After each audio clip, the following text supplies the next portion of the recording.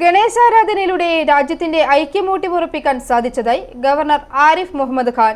സൂര്യകാലടി മനയിലെ വിനായക ചതുർത്ഥി സമാരംഭ സഭ ഉദ്ഘാടനം ചെയ്യുകയായിരുന്നു ഗവർണർ. പൊതുവേദിയിലേക്ക് സമൂഹത്തിനിടയിലേക്ക് ഗണേശോത്സവം എത്തിയതോടെ ഇത് രാജ്യത്തിന് പുതിയ അനുഭവം സമ്മാനിച്ചതായും അദ്ദേഹം പറഞ്ഞു. വലിയ ചരിത്രവും പാരമ്പര്യവും പേറുന്നതാണ് സൂര്യകാലടി മനയിലെ വിനായക ചതുർത്ഥി ഉത്സവം. പഴമയുടെ പാരമ്പര്യം ഇപ്പോഴും നിലനിർത്താൻ മനയ്ക്ക് കഴിയുന്നുണ്ട്. ഇത് തുടരാൻ സാധിക്കട്ടെ എന്നും ഗവർണർ പറഞ്ഞു.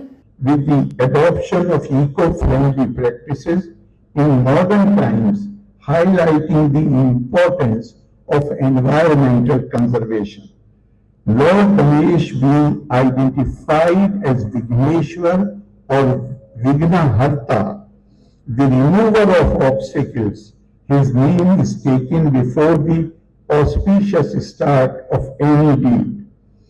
Thus, the festival promotes the idea of starting new ventures with faith and positivity, empowering people to overcome challenges with determination. Brahmashri സൂര്യൻ സുബ്രഹ്മണ്യൻ ഭട്ടതിരിപ്പാട് യോഗത്തിൽ അധ്യക്ഷത വഹിച്ചു. ഗവർണർ ആരിഫ് മുഹമ്മദ് ഖാനെ പൂർണ്ണകുംഭം നൽകിയാണ് ചടങ്ങിലേക്ക് സ്വീകരിച്ചത്.